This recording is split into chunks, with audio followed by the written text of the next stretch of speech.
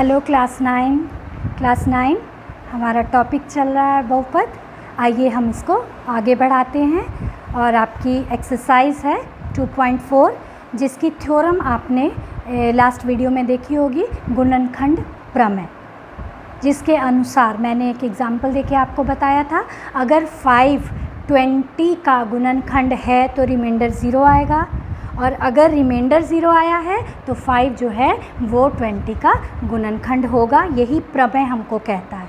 लेकिन प्रमेय में हमको बात किसकी करनी है? 5 और 20 की नहीं करनी है, बहुपदों की करनी है, जिसमें px एक ऐसा बहुपद है जिसकी घात 1 या 1 से अधिक है और उसे x माइनस 1 से, एक रैखिक बहुपद x माइनस 1 से भाग दिया जाए तो x माइनस a उसका गुणनखंड है तो उसका रिमाइंडर 0 आएगा, और यदि रिमाइंडर 0 आ रहा है तो x माइनस a px का गुणनखंड होगा। ये थ्योरम आपने अच्छे से पिछले वीडियो में देखी होगी, समझी होगी। अब हम उसको अप्लाई करने जा रहे हैं अपनी एक्सरसाइज 2.4 में। 2.4 में बच्चे फर्स्ट क्वेश्चन का मैं एक पार्ट ले रही हूँ। काफ़ी क्वेश्चंस हैं और मुझे आशा है कि आप बनाओगे, क्योंकि बहुत टफ क्वेश्चन नहीं है, ये आसान क्वेश्चंस हैं। मैं आपको एक हिंट दूंगी हर क्वेश्चन में से और आप इसके बाकी के क्वेश्चंस को कंप्लीट करेंगे। तो इसका मैंने थोड़ा टफ क्वेश्चन रूट वाला उठाया है ताकि आपको कन्फ्यूज़न नहीं हो। क्या x+1 इसका गुणनखंड है? ठीक है, तो हम क्या करेंगे, सबसे पहले हम x+1 का शून्यक निकालेंगे। सॉल्यूशन में क्या आएगा? x+1 का शून्यक, x+1 is equal to 0, then x is equal to -1। शून्यक निकल गया। अब क्या करना है, हमारे पास माना px is equal to x³ minus x² minus 2 plus √2x plus √2। ये हमारे पास क्या है? px है। ठीक है, अब इस शून्य को, x की इस वैल्यू को यहाँ पुट करके देखेंगे। यदि 0 आ गया तो शून्यक है, सॉरी गुणनखंड है। यदि 0 नहीं आया तो गुणनखंड नहीं है। तो यहाँ पर शेषफल प्रमेय से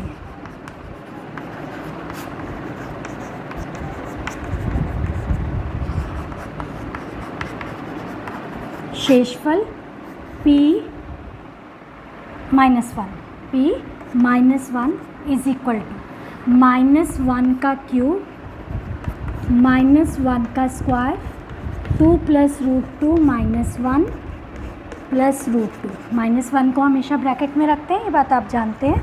तो ये हमारे पास आ गया -1 minus minus plus 2 plus √2 and plus √2, यही आएगा हमारे पास। तो अब ये सॉल्व करने पर क्या आता है? -2 प्लस 2 प्लस √2 प्लस √2, ये आ जाएगा हमारे पास। 2 और 2 तो कट जाएगा और यहाँ पर आएगा 2√2। ये हमारे पास आ जाएगा 2√2। क्या रिमाइंडर 2√2 आने पर गुणनखंड प्रमेय वैलिड होता है?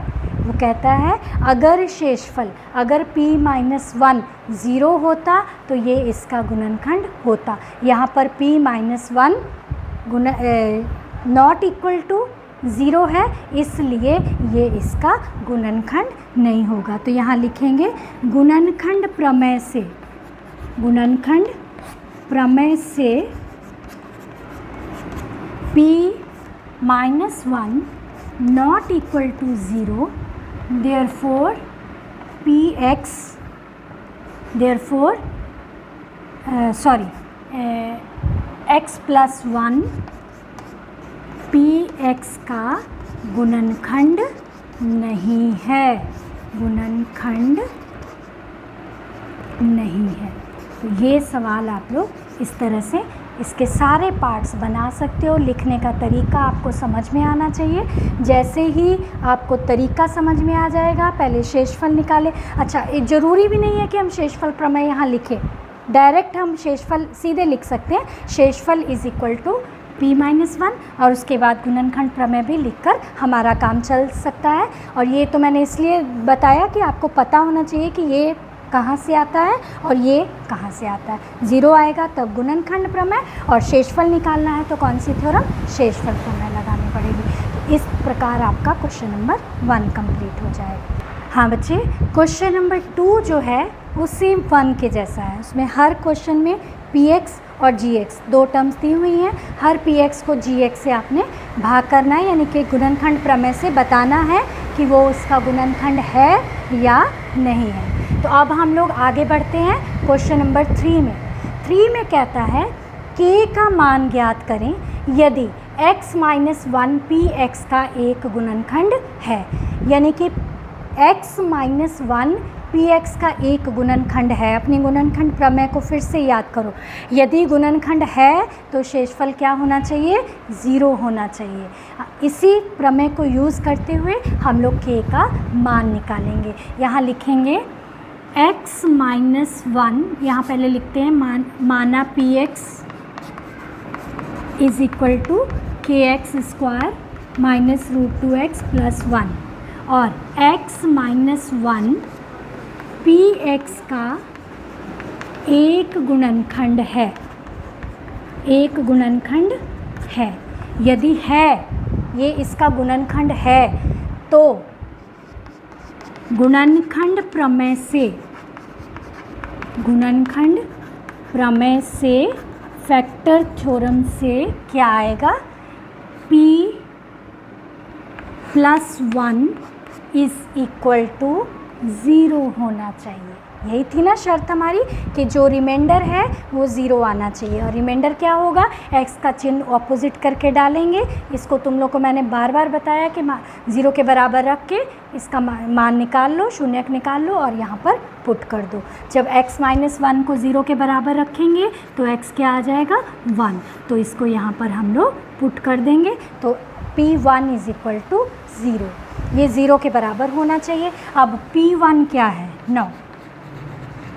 p1 is equal to k × 1² minus √2 × 1 + 1, यानी कि k माइनस √2 + 1। अकॉर्डिंग टू क्वेश्चन ये p1 इज़ इक्वल टू 0 है, therefore k - 2 + 1 is equal to 0। Then k क्या आ जाएगा, प्लस उधर जाके ये √2 प्लस हो गया और ये माइनस हो गया, तो ये हमारा आंसर आ जाएगा। ठीक है, k का मान निकालना था, बाकी सब पदों को हम लोग उधर ले गए। इसी तरह से हमारे पास फोर्थ पार्ट है इसका, उसमें भी हमको k का मान निकालना। 2 जगह k है, इसलिए मैंने इस क्वेश्चन को लिख लिया है कि आपको बता दूंगी।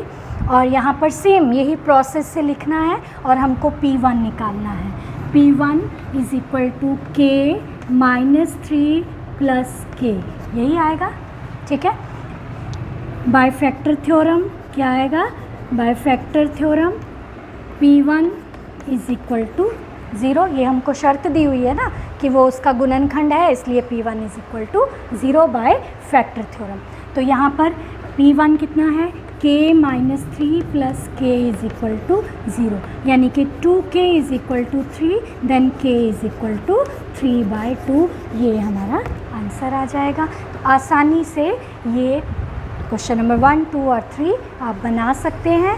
और ध्यान देना है बच्चे कि आपको कहाँ पर कौन सी थ्योरम आपने इस्तेमाल की है उसी का नाम लिखना है। ये नहीं कि शेषफल की जगह गुणनखंड प्रमेय लिख दो, गुणनखंड की जगह शेषफल लिख दो। आपको माइंड में मैंने इसीलिए दोनों थ्योरम लास्ट वीडियो में एक साथ कराई, ताकि आपको क्लियर हो जाए जहाँ गुणनखंड की बात होगी वहाँ गुणनखंड प्रमेय, और जहाँ शेषफल की बात होगी शेषफल प्रमेय करेंगे। बच्चे, अभी आपकी एक्सरसाइज 2.4 का क्वेश्चन नंबर 4, गुणनखंड बनाएं। आपने मिडिल टर्म स्प्लिट का नाम 8 से ही सुन रखा है, यानी कि मध्य पद को तोड़ना, उसको विच्छेद करके हम लोग जब फैक्टर्स बनाते हैं तो उसी विधि से हम यहाँ पर कितने भी स्क्वायर वाले जो द्विघातीय बहुपद हैं उनके फैक्टर ऐसे ही बनाते हैं। तो इसके लिए बच्चे सबसे पहले आपको ये पता होना चाहिए कि मध्य पद जो है, मिडिल टर्म जो है, उसको कैसे स्प्लिट करना है। आपका फर्स्ट और लास्ट टर्म का मल्टीप्लिकेशन कितना आ रहा है, फर्स्ट और लास्ट टर्म का, ये मैं आपको सिखा रही हूँ एक बार फिर से। 12x² आ रहा है -7x, इसको ऐसे फैक्टराइज करें 12x² को कि हमारे पास इसको जोड़ने या घटाने पर -7x आना चाहिए। सबसे पहले आपको ये चिन्ह बताएगा कि आपके जो फैक्टर बनेंगे उनका चिन्ह क्या होगा। बच्चे ये तो प्लस में है, ठीक है, ये माइनस में है। ये तभी माइनस में आएगा या तो ये दोनों माइनस में आए फैक्टर इसके, या एक दोनों माइनस में ही आएंगे, तभी ये माइनस में और ये प्लस में आएगा, क्योंकि minus into minus is equal to plus और minus plus minus is equal to minus होना चाहिए। जोड़ेंगे तो दोनों माइनस आएंगे। इसलिए मध्य पद को विच्छेद करने से पहले फर्स्ट और लास्ट टर्म को हम लोग मल्टीप्लाई करके लिखेंगे और इसके ऐसे फैक्टर सोचेंगे कि हमारे पास -7x, इसके दो फैक्टर आ जाएंगे, 4x इंटू 3x।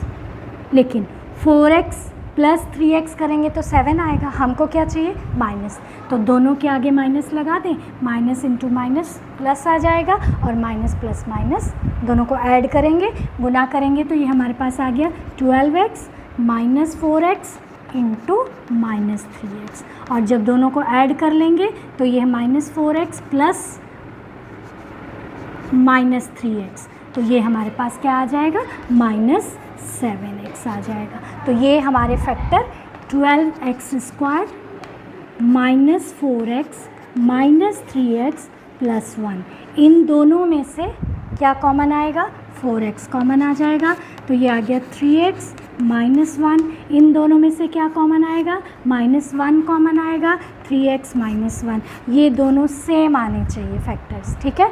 फिर से इनको हम लोग कॉमन ले लेंगे, ये कॉमन आएगा तो ये आएगा 3x -1 और क्या बच गया 4x -1, ये इसके मिडिल टर्म स्प्लिट से फैक्टर बने, जो कि आपने 8 में बढ़िया से सीखे हुए हैं। जस्ट एक बार रिवीजन के तौर पर मैं इसको करवा रही हूँ।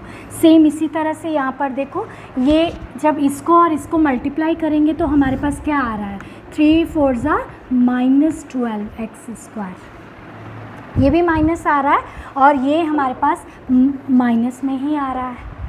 जब ऊपर वाली टर्म माइनस है तो उसके दो फैक्टर बनेंगे, एक प्लस होंगे और एक माइनस होंगे, तभी तो प्लस इंटू माइनस माइनस होता है। अब ये माइनस कब आएगा, जब माइनस वाली टर्म इसमें से बड़ी होगी, ठीक है। इसको सॉल्व करते हैं तो किससे, 4 × 3, यहाँ भी 4 × 3 हुआ था, 4 × 3 -4x इंटू 3x, ये माइनस है ये प्लस है, आंसर क्या आया -12x²। यदि इन दोनों को जोड़ेंगे तो क्या आ जाएगा -x, यही चाहिए था हमको, ठीक है। तो ये हमारे पास आ गया 3x² -4x + 3x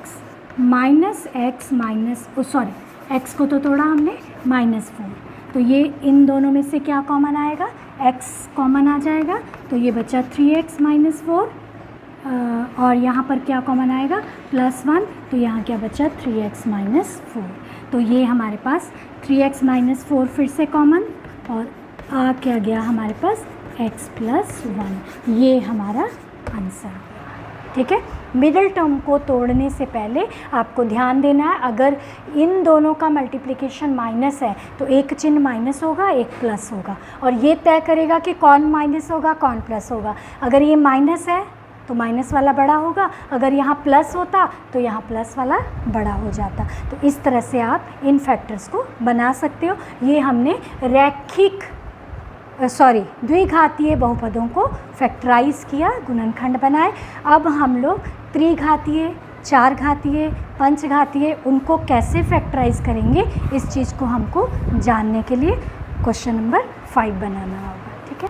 क्लास 9 ये क्वेश्चन है 5। जो कि बहुत ही इंटरेस्टिंग क्वेश्चन है, थोड़ा सा लेंदी होता है, लेकिन मान के चलिए कि 5 मार्क्स में ये क्वेश्चन आ ही जाता है, इसलिए इसको बढ़िया से समझना है। इस क्वेश्चन में हम लोग गुणनखंड प्रमेय और भाग और साथ ही साथ आपके मिनटम स्प्लिट, ये सारी चीज़ों को एक साथ में करेंगे, इसलिए ये थोड़ा लॉन्ग क्वेश्चन हो जाता है। तो इस क्वेश्चन में क्या कह रहा है, x³ minus 2x² minus x plus 2 के गुणनखंड बनाएं। बच्चे सबसे पहली बात, हमने अभी तक स्क्वायर वाले हाईएस्ट पावर के तो गुणनखंड बनाए, मिडिल टर्म स्प्लिट से आराम से बन गए। अब क्यूब वाले के बनाने हैं, इसमें कोई मिडिल टर्म स्प्लिट नहीं होगा। कुछ बच्चे इसमें से कॉमन लेके बना लेते हैं, ओके, लेकिन हमको मेथड सीखना है, असल में जो मेथड होता है वो सीखना है। तो वो कैसे होगा उसको ध्यान से देखिए। हम लोग इसमें सबसे पहले इसका एक शून्यक निकालेंगे। कैसे? हिट एंड ट्रायल मेथड से। हिट एंड ट्रायल समझते हो? ज़िंदगी में भी कभी कभी हिट एंड ट्रायल होता है, लग गया तो तीर, नहीं लगा तो तुक्का। तो यहाँ पर भी हम लोग कोशिश करेंगे कुछ x के मानों को अपने मन से पुट करने की। अगर वो पुट होकर 0 बन गया तो ठीक है, नहीं तो अगला पुट करेंगे, ठीक है। हमारे पास बहुत सारे ऑप्शन हैं, तो यहाँ पर हम इसको px मान लेते हैं। माना px is equal to x³ minus 2x² minus x plus 2। अब हिट एंड ट्रायल से हम अपने मन में या रफ़ कॉपी में या रफ़ पे साइड में हम लोग इसको सॉल्व करेंगे। अगर हम इसमें 1 पुट करके देखें तो क्या ये 1 पुट करने से 0 आता है? अपने मन में हम लोग पुट करते हैं p1 is equal to 1 minus 2 minus 1 plus 2। Yes, ये तीर तो पहली बार ही निशाने में लग गया, ठीक है। तो p1 यानी कि 1 इसका फैक्टर है, 1 इसका शून्यक है। इसका मतलब x इज इक्वल टू 1 रखने पर p1 इज इक्वल टू 0 होता है। इसलिए गुणनखंड प्रमेय से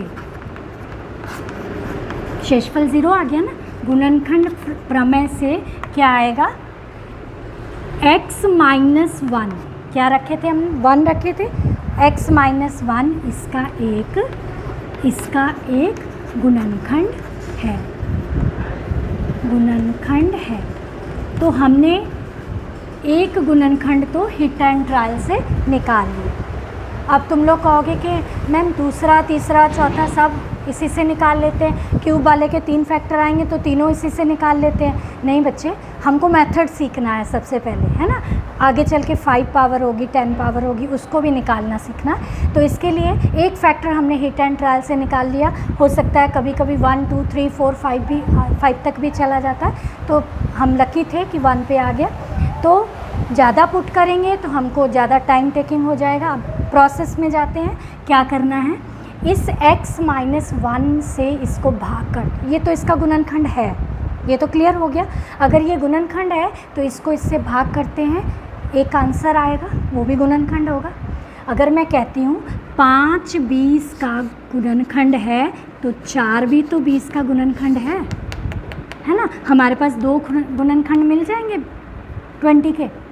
इसी से फिर हम और 2 × 2, इसको तो तोड़ना आसान है, इसको और तोड़ लेंगे हम लोग। इस तरह से x माइनस 1 से अब इसको भाग करेंगे फेयर में, x माइनस 1 से भाग करेंगे किसको, x³ minus 2x² minus x plus 2 को। तो ये x³ से जाएगा सबसे, सॉरी x² पे जाएगा, x³ minus x², minus plus cancel हो गया, ये आएगा minus x² minus x plus 2। आप जानते हैं अलजेब्रा में जब भी हम भाग करते हैं पूरे के पूरे पदों को नीचे लेके आते हैं, क्योंकि इसमें कोई पद मिसिंग अगर इसमें डालने पर मिसिंग होगा तो उसको छोड़ के हम लोग आगे भी बढ़ते हैं।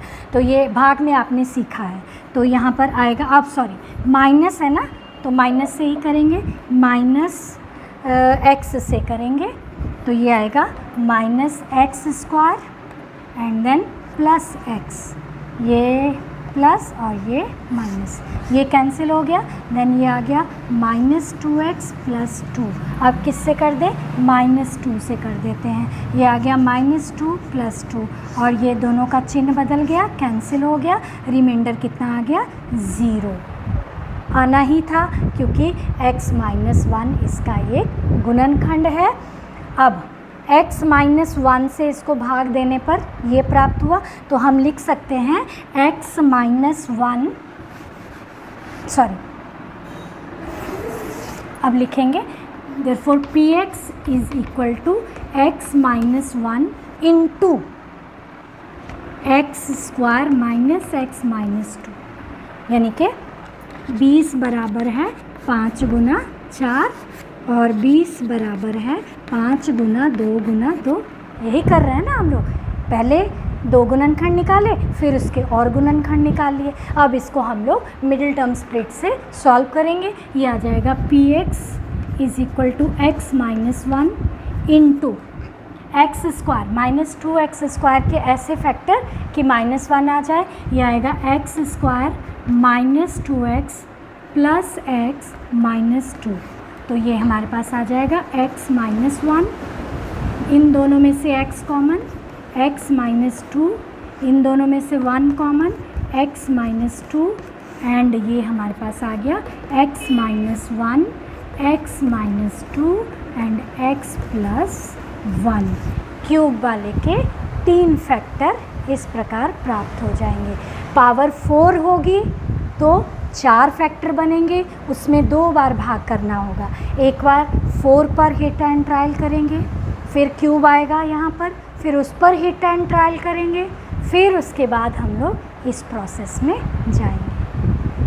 ये क्वेश्चन थोड़ा सा लेंदी है, लेकिन मुझे आशा है कि आप इसको बढ़िया से देखेंगे, समझेंगे।